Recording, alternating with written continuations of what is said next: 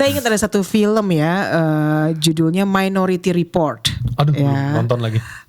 Silakan di Google nanti ya, nyalakan people ya, bahwa mereka itu memakai hologram ya.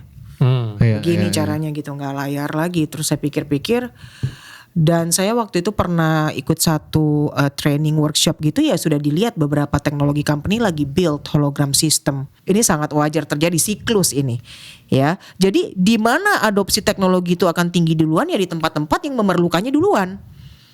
Sangat wajar. Ya, dan tapi kalau tanya saya, mungkin gak sih nanti kita suatu hari, tadi saya bilang ya, conference dengan virtual reality ya, training dengan virtual reality, kerja dengan virtual reality.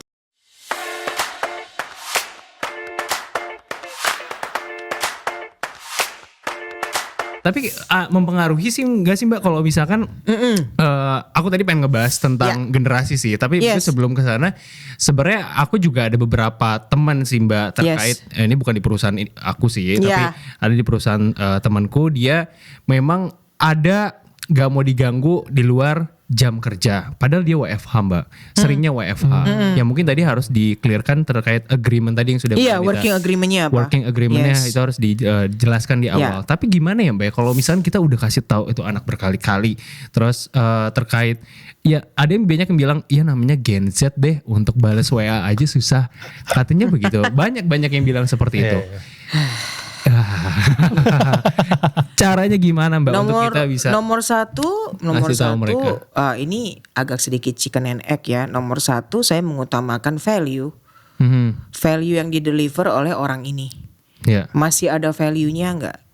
Ya, tetapi unfortunately ya, kita tidak bisa work in an isolated manner. Ya, saya sendirian aja nih, saya bisa self sufficient in everything, really? Ya, sejago-jagonya kita ya, software developernya suatu hari harus di testing. Ya, and you will need the users to test. You cannot work in isolation 100%. Artinya no matter what, seberapa independent pun role-nya, seberapa isolated role-nya, pada akhirnya kita membutuhkan orang lain. Artinya kita membutuhkan teamwork. Nah, teamwork itu kalau baik dan tepat sasaran pada tempatnya dengan dosis yang cukup akan memberikan value yang luar biasa. Dia itu kayak siklus. Ya, antara value delivered dengan teamwork dan personal capacity. Ini ada, ngerti gak, ekosistem yang siklus yang tiada henti. Nah, bicara ke temennya Imam tadi ya, ini kan tanda tanya nih, bisa jadi mungkin value-nya tetap terdeliver ya, tapi pertanyaannya teamwork-nya gimana ya? Tanda tanya, karena in the long run ketika kita tidak bisa menghargai teamwork dan tidak bisa bekerja dalam teamwork, lama-lama tuh keseimbangan daripada value yang terdeliver itu tidak sustainable. Ya, karena misalnya saya kasih contoh simple aja, kalau dia cuti gimana? Kan dia juga tetap harus ini koordinasi, koordinasi oleh someone begitu. Pada akhirnya kan saya bilang kita nggak bisa work dalam isolation. Ya, jadi kalau modelnya begitu, saya akan pertanyakan dulu value-nya. Dan saya akan pertanyakan dulu in the long run ini sustainable gak? Karena kalau udah ada work agreement, kamu masih violate work agreement, most likely Imam adalah dia seorang tenaga spesialis yang skillnya gak dimiliki orang lain. Makanya gayanya bisa begitu. Kenapa saya bilang gitu? Karena saya sudah temui in my actual life ya, my professional life. Karena dia punya expertise yang gak bisa banyak orang di cover orang lain, makanya dia bisa bargaining powernya gede banget. Tapi saya selalu kembali kepada selama values-nya masih ada, ya, dan selama dia tidak merusak tim ya. Kalau bisnis saya ini terkait dalam sebuah tergantung pada hasil teamwork, maka gaya yang begini nggak bisa selamanya. Kecuali bisnis saya memang perlunya adalah 3-4 orang expert aja. You do your thing, give the report to me, selesai. Misalnya saya penerbit R&D ya, research and development. Ya udah kita ngomong, lu cari, kasih tahu gue, ntar gue udah gitu doang gitu. Ya mungkin bisa. Tapi kalau ternyata ada tujuan yang perlu cross functional work, dunia eja lagi nih. Ya, kalau kamu tingkahnya begitu, saya titik ya, nggak ada koma ya begini. Wow. Unless you are that valuable ya. Either your skill, your delivery, your values ya. I'm questioning why you should be here. Don't be offended. Ya, unless you bring an immense value to the company and to the team, I'll be questioning why I should retain your attitude. Gitu loh. Nah ini nanti kalau saya potong di TikTok, tolong jangan marah-marah dulu ya. Kemarin tuh pada marah-marah di TikTok gitu sama konten-konten yang nyalakan. Ada lah, nanti saya jelasin. Ya hati-hati. Makanya nonton dulu konteksnya. Iya betul. Nonton dulu full konteksnya dulu. Jadi jangan langsung marah. Capek loh emosi. Jangan langsung panas. Gak bisa udah tunggu. Saya kasih konteks dulu. Karena dalam bekerja itu kita gak bisa dari sudut pandang kita seorang. Yes. Ini menurut saya, yang saya mau, yang saya suka, kebiasaan saya. Hold on, yang bayar saya itu siapa? Nah. Ya, jangan yang si saya itu karena stylenya mempersulit saya yang lain. Betul gak? Betul, tolong be open minded gitu. Dan saya mengerti kok. Again, saya selalu tekankan ya di podcast ini bahwa saya selalu mengeksklud perusahaan-perusahaan nakal. Kan saya pernah bilang. Iya betul. Ya, yang memang sengaja mengeksploitasi timnya dan segala macam. Itu saya kesampingkan dah, yang maksa orang kerja 15 jam sehari tanpa henti ya. Yang tiba-tiba dipanggil weekend lagi di tengah liburan keluarga suruh pulang datang misalnya, saya exclude itu semua. Ini semua masalah working agreement. Betul. Ini semua masalah working agreement. After all ya, di dunia knowledge work sekarang, saya akan tanya, intinya kita kan perlu waktu istirahat aja ya. Betul, dan relaxing. Perkara di weekend atau bukan atur sendiri sih. Yes. Kalau saya, betul. Kalau saya loh ya, saya ngelihatnya kalau lagi minggu lagi mood kerja ya kerja aja sih. Kalau saya kan knowledge work, bukan industrial work. Tapi setelah itu Senin saya mau siangan dikit ya, karena minggunya saya udah capek dan udah produktif banget tuh minggu, ada selesai milestone banyak. Ya be it. Makanya nyalakan people kalau emang pengen dapat kerjaan yang WFH atau WFA gitu ya. Jangan matok jam kerjanya deh. Soalnya ya tadi pertama ada take and give, yang kedua bisa nggak deliver value yang baik kerjaannya kalau nggak mau diganggu gitu kan. Exactly. Jadi ya tolong jangan marah-marah dulu ya teman-teman di TikTok. Iya, jangan marah-marah dulu ya. Marah aja pakai konteks ya. Betul. Iya, jadi berusaha fair juga ya Mbak ya. Artinya kan kita kan nggak bisa mantau kerjaan mungkin tim kita di rumah itu ngapain aja ya. Misalkan kalau ada minta bantuan di luar jam 6 sore, di luar jam kerja ya boleh lah. Ya, disepakati aja work agreement tadi. Ya, kalau rasanya bisa ya oke. Kalau nggak bisa sebaiknya gimana? Plan B-nya apa? Betul? Dan nggak mesti kok jam 9 besok teng-teng ya. Kita harus ketemu lagi kan, enggak. Ini semua masalah pengaturan. Sekali lagi semuanya berbasis value dan berbasis kesepakatan bersama. Tetapi with more flexibility, kita harus aware bahwa of course kita juga harus lebih fleksibel dalam bekerja. Betul. Ya kan, kalau kita mau waktunya super fleksibel, ya di tengah-tengah orang kerja kita bisa pergi berenang, pergi nge-gym, ya jangan marah juga ya kalau nanti di kontak jam 6 sore. Betul. Ya kan, to be fair ya. Kalau ternyata itu adalah ada sesuatu yang urgent atau perlu dikerjakan, kan kamu tadi juga pergi gym kan? Iya. Gitu di jam 2 siang. Kalau saya sih paling ngopi-ngopi juga ya. Paling itu juga bawa laptop kok, nggak pernah nggak bawa laptop. Dan saya nggak pernah ngurusin ya. Artinya urusan-urusan kayak gitu I don't wanna know to be honest. But you tell me ya, sebagai tim kasih tahu ya, kita harus ada work agreement-nya. Ya, as long as kita masih reachable satu sama lain. Saya juga bilang ke tim loh, saya biasanya nggak reachable tuh hari ini kan saya bilang. Iya benar Mbak Nita. Saya bilang, saya akan slow respon di range sekian karena apa. Tapi I will attend to your message afterwards. Saya selalu bilang begitu karena saya menanamkan itu. Saya expect tim saya juga melakukan hal yang sama. Kalau ada yang urgent, bahkan kadang-kadang setengah urgent pun I don't mind juga loh. Ya misalnya ya saya belum sempet olahraga nih minggu ini karena kemarin deadline yang panjang itu, saya mau pakai misalnya siang ini olahraga, saya 2 jam mungkin agak slow respon, ya nggak kasih tahu aja. Ya terus ngomong sini semua pada nyalakan people salah paham nih. Iya, jangan minta ke bosnya ya. Ini disclaimer on nih. Disclaimer om sekali lagi ya. Tidak semua industri dan tidak semua perusahaan bisa menerapkan ini. Tergantung role perannya, industrinya ya, bentuk produk servicesnya dan seberapa mature. Culture-nya ya Mbak. Ya, culture dan timnya. Untuk bisa bebas bertanggung jawab. Kalau belum mature jangan harap bisa di sini ya. Jangan bermimpi bisa seperti ini. Mungkin nyalakan people yang mau latihan gitu ya. Jam 6 malam, jam 12 malam ditelepon orang dan gak marah. Jadi sales dulu kali cobain. Karena latihanku gitu dulu Mam. Awal-awal jadi sales tuh suka, kenapa ya orang gak tahu apa kita nih karyawan udah istirahat. Tapi akhirnya saya coba mengerti gitu Mbak. Kayak mereka ini kan pedagang ya. Mereka butuh saya jam berapapun. Jadi saya harus service mereka gitu kan. Ya mungkin itulah drillnya nyalakan people. Jadi jangan marah-marah dulu. Belajar ngelihat konteks pekerjaan kita. Benar. Ya kalau ngurusin sales tadi ya. Yang soal high net worth people ya. Betul. Apalagi di dunia perbankan priority customer. Yes. You better be available. Betul sekali. You better be available. Ya kan, kamu kehilangan satu customer itu bisa kehilangan 20% omsetmu. Think about it. Betul. Ya, be careful with this ya. Jadi nggak bisa satu prinsip itu diterapkan. Saya mah tipenya 9 to 6 nggak mau tahu ya. Tergantung kerjaan kamu apa dong. Ya kalau kamu di operations yang data entry, tek bisa. Bisa. Tapi kalau kamu project manager, tunggu dulu ya.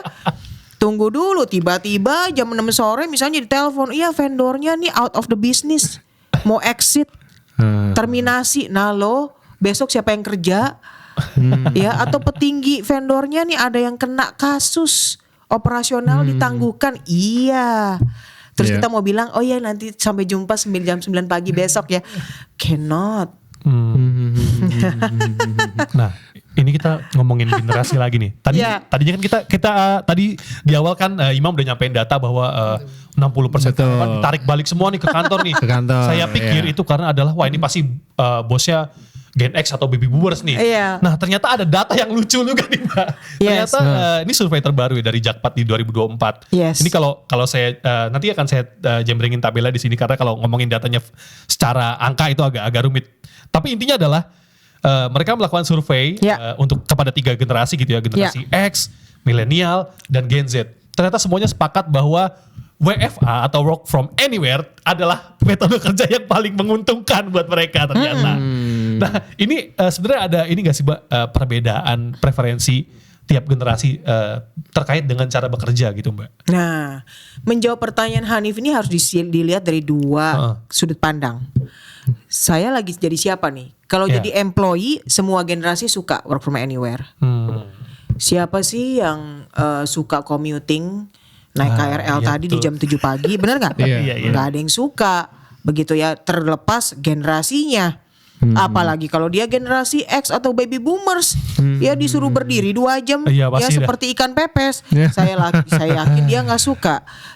Jadi kalau dari kacamata seorang employee, regardless of generation, saya rasa preferensinya akan work from home atau work from anywhere. Apalagi kalau harus misalnya mengurusi urusan rumah tangga atau ada anggota keluarga yang sakit yang butuh that kind of flexibility, regardless generasinya mana, pasti pilihnya work from home dong. Benar. Mari lihat dari sudut pandang employer. Nah, ini menarik. Ya, karena ada sedikit pengaruhnya. Walaupun saya bilang gak 100% benar. Ya, kalau kita lihat-lihat nih, generasi baby boomers bukannya memang mereka sering di industrial knowledge ya dulu ya. Iya gak? Kalau dipikir-pikir. See, if you think about it, karena mereka grow up di cara kerja yang masih industrial. Betul. Ya, dan mereka awal-awal berkarir sangat industrial. Ya, cara kerjanya ya, artinya mereka tipe yang 9 to 6 and then 6 off. See you at 9. And then weekend is a me time, family time, betul? Ya, tapi kan zaman berubah gak? Berubah. Nah, Gen Z lahir ya jarang dong kita denger Gen Z cita-citanya pengen kerja industrial work gitu ya. Betul. It's very rare kan. Kerjanya creative work. Apalagi konten kreator, kerjaan yang kagak perlu jam kantor. Betul. Coba ya, industri kreatif misalnya ya, atau misalnya punya toko di e-commerce, ya setup aja tokonya. Ya kan, kecuali kamu jadi adminnya ya. Di luar adminnya, you only need to make sure ada produk dan services aja yang tetap selalu ada. Dan ada operational team yang jalan, benar gak? Kalau kita adalah misalnya side income-nya dengan small business misalnya, which is very common di dunia generasi Z. Ya, karena jarang banget tuh mereka first jobnya ya misalnya industrial work di pabrik gitu yang clocking fingerprint, ya very rare. Mungkin ya. Ini ada tapi Gen Z Bekasi. Jadi orang Bekasi tuh dream jobnya Mbak. Dream jobnya adalah kerja di Epson. Masalahnya Bekasi emang iya. Anak-anak Bekasi itu dream jobnya adalah kerja di itu loh, mungkin ya culture juga berpengaruh juga. Ya, lokasi mungkin. Lokasi berpengaruh ya. Kita tuh kalau udah kerja di PT ini nih pasti sukses. Tapi kalau saya lihat karena Gen Z itu besarnya itu udah di area knowledge work, era informasi. Betul. Karenanya membutuhkan fleksibilitas yang tinggi. Ya, sehingga ya memang gak suka disuruh 9 to 6 fingerprint. I cannot blame them. Yes, betul. Benar gak? Nah, ketika dia jadi business owner, pola pikirnya juga more or less begitu. Karena dia rata-rata berkecimpung di knowledge work. Kecuali yang tadi cerita ya. Karena itu mungkin dikasih tahu orang tuanya ya. Mungkin orang tuanya kerja di Epson juga gitu ya. Lingkungannya di pabrik semua, manufaktur semua. Betul ya. Walaupun kita harus hati-hati ya. Nanti cara kerja pabrik itu in the future akan bergeser. Ya, kurang lebih seperti itu. Oke. Nah, itu kita udah nyinggung soal teknologi tadi ya. Apalagi sekarang ada apa Man? VR. Iya VR. Apa produk Apple apa? Apple. Saya bukan Apple fanboy sih ya. Maksudnya belum beli produk Apple. Vision Pro. Vision Pro. Vision Pro, yes. Ya. Jadi itu yang memang menurut saya akan terjadi disrupsi sih Mbak terkait tadi teknologi yang semakin canggih.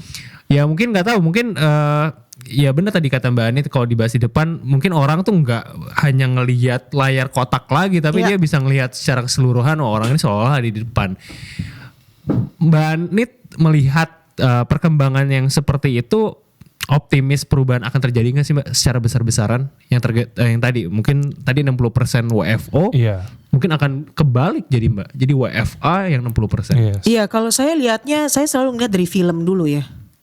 Film itu somehow sudah memprediksi gitu apa yang akan terjadi 20-30 tahun mendatang. Bener, apalagi The Simpsons nih.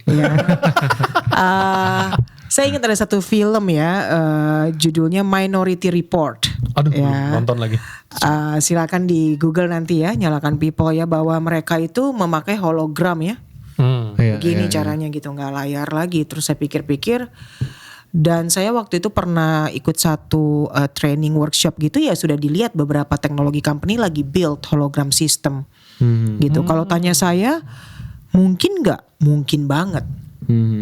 Will it be the trend? Most likely iya. Most likely iya. Saya nggak berani karena saya nggak melakukan riset penuh ya di bidang ini. Tapi yang namanya VR, AR ya, augmented reality, virtual reality, akan lebih banyak gak use case-nya in the future? The answer is yes. The answer is yes. Kenapa? Nantinya menurut saya globalisasi tak terbendung. Ya, menjadi virtually borderless. Wow. Wah, ini istilah saya nih. Wow, this is my term. Borderless. Virtually borderless. Ya, kita nggak ada lagi istilah. Oh, kalau saya mau sekolah di Amerika, saya physically harus di Amerika. Wah, iya sih. Not necessarily. Saya mau bikin conference nih, yuk semua terbang yuk ke Spanyol. Not necessarily. Ya bisa jadi nanti di conference itu tetap di Spanyol, tapi sebelah saya itu hologram. Ya hologram dari India ya, tapi hologram bentuknya orang, bukan layar segi 4, bukan. As if dia lagi duduk, ini kan virtual reality ya. Ada yang secara fisik datang sebelahnya, dia ngobrol sama hologram gitu, yang kayak di film-film. Film-film udah duluan. Ya, memvisualisasikan ini like 20 to 30 years ago. Ya, bahwa dunia itu akan seperti itu. Mungkin gak sih terjadi? Mungkin banget. Mungkin banget. It's gonna be a virtually borderless world. Ya, sehingga aktivitas itu yang namanya keterbatasan ruang Keterbatasan waktu belum bisa ya.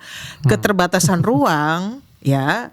Yang mau tahu mengenai keterbatasan waktu, nonton film namanya Interstellar. Nah, itu favorit saya juga. Ya, tapi saya nggak bahas di sini. Saya bukan scientist, walaupun saya science fiction's greatest fan. Aduh, ya. Iya benar, Mbak. Ya, Seru. Ya, again, kalau bicara keterbatasan ruang, nanti ruang itu menjadi sangat relatif. Ya, dan kita mulai ke sana kan dengan of course beberapa teman yang udah avid gamers dan lain sebagainya udah mulai ya dengan main metaverse. Ya, metaverse dan pakai avatar ya. You can be anything that you want. Di dunia fisik ya, mungkin saya gagah, maco, keker ya. Di dunia virtual ya, saya maunya saya girly. Pakai bando. Ya, pakai bando sama rok rempel-rempel ya, silakan. Aduh, bayang ya, it's gonna be like that. Dan sekarang kan seluruh scientist ya dan pembuat policy makers in the world lagi mikir gimana regulate-nya ya. Ini regulasinya gimana nih? Saya nggak beneran tahu. Selama ini ketemu di virtual world nih, si Hanif ini si girly tadi yang manis dan imut gitu ya. Dan ketika aslinya ternyata wah ya gimana orang nih? Bekasi nih. Ini adalah challenge kecepatan teknologi. Ya, karena teknologi yang bertanggung jawab gimana lagi dipikirin. Tapi teknologinya bisa nggak? Bisa. Teknologinya bisa nggak? Akankah diadopsi ke arah sana? Yes. Seberapa besar adopsinya tergantung use case dan tergantung tantangan setiap negara dan daerah. Ya, untuk setiap negara yang kekurangan penduduk, udah sering baca ya. Ada beberapa negara itu yang kurva pertumbuhan penduduknya itu turun. Ya, Jepang, Korea Selatan. Jepang, Korea Selatan itu udah turun ya. Kalau mereka begitu terus, tahu-tahu nih di tahun 2050 mungkin penduduknya udah berkurang berapa persen. Gitu. Artinya mereka bisa ngandalin tenaga fisik terus gak? Nggak bisa. Mereka harus pinter-pinter memanfaatkan teknologi ya. Karena orang itu menjadi mahal, karena jarang. Nah, sementara di negara kayak Indonesia, India ya, yang masih pertumbuhan penduduknya tinggi, mungkin kita akan ke sana tapi nggak sedisruptif mereka yang terpaksa harus ke sana duluan. Kalau saya boleh kasih istilah itu. Ya, even China sebagai populasi terbesar ya, itu juga udah mengalami pertumbuhan penduduk terendah saat ini. Dalam berapa puluh tahun terakhir. Ya, dan ini adalah ini adalah konsekuensi ya kehidupan modern. Ini sangat wajar terjadi siklus ini. Ya. Jadi di mana adopsi teknologi itu akan tinggi duluan ya di tempat-tempat yang memerlukannya duluan. Sangat wajar. Ya, dan tapi kalau tanya saya, mungkin gak sih nanti kita suatu hari tadi saya bilang ya conference dengan virtual reality, ya training dengan virtual reality, kerja dengan virtual reality. The answer is most probably yes. Ya, even sekarang aja nih dengan layar segi 4. Iya, betul. Aja kita masih prefer loh work remotely. Apalagi nanti ada hologram misalnya. Iya, lebih seru lagi kayaknya ya. Ya, you can be like as if you are in the room but you're not. Ya, interaksinya bisa kayak gini, but this is not the real Hanif gitu. This is just the virtual depiction of Hanif. Iya benar Mas Hanif. Jadi gitu. Tadi jadi emang Mbak Anit itu tipe kalau ngajarin ke waktu itu kita pernah diskusi Mbak. Aku pengen tahu ini Mbak Anit. Imam, kamu suka nonton film? Suka. Nih aku kasih referensi film A, film B. Jadi memang film-film itu secara nggak langsung juga dia pasti akan ada riset dulu kan ya Mas ya? Iya benar. Betul, dia nggak mungkin hanya sekedar udah ngeluarin budget jutaan dolar tiba-tiba hanya sekedar ya fiktif belaka gitu. Iya, pasti akan ada riset di belakangnya. Ya kecuali kalau di Indonesia mungkin dulu sempat rame perihal pencet tombol hologram, tahu-tahu video. Itu kebiasaan korporasi. Iya, tahu ada wah ini video di play gitu. seremonial kita nempelin gini nih tangan di layar. Seolah-olah kita sangat futuristik gitu. Tekbros banget gitu kan. Futuristik sekali. Bener ya.